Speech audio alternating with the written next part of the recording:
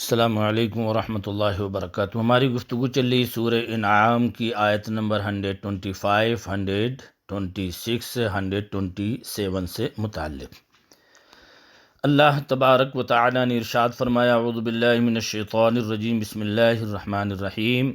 فمن یرد اللہ ان یہدیہ یشرح صدرہ للاسلام، اور جسے اللہ راہ دکھانا چاہے اس کا سینہ اسلام کے لیے کھول دیتا ہے۔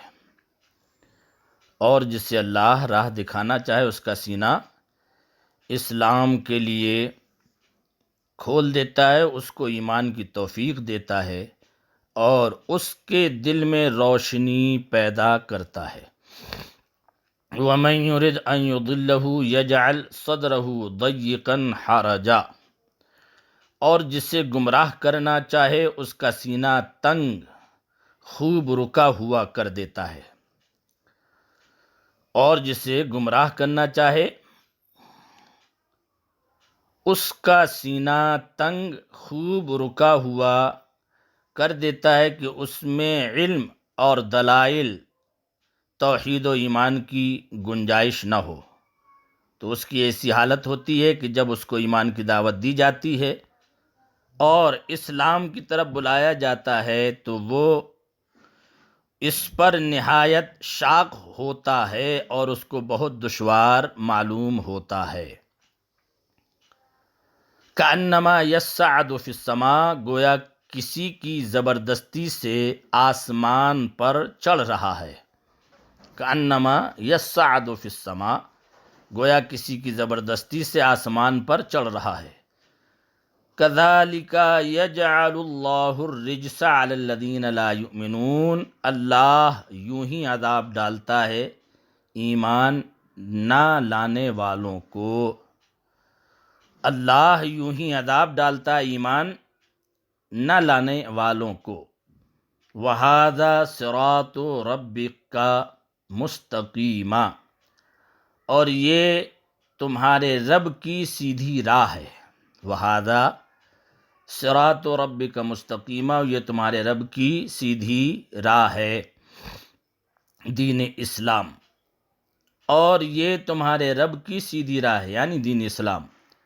قد فصلنا الآیات لقوم یذکرون، ہم نے آیت مفصل بیان کر دیں نصیحت ماننے والوں کے لیے۔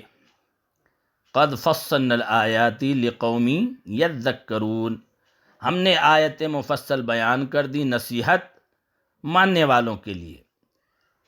لہم دار السلام عند ربہم وہو ولیہم بما کانوا یعملون، ان کے لیے سلامتی کا گھر ہے اپنے رب کے یہاں اور وہ ان کا مولا ہے۔ وہو ولیہم، اور وہ ان کا مولا ہے۔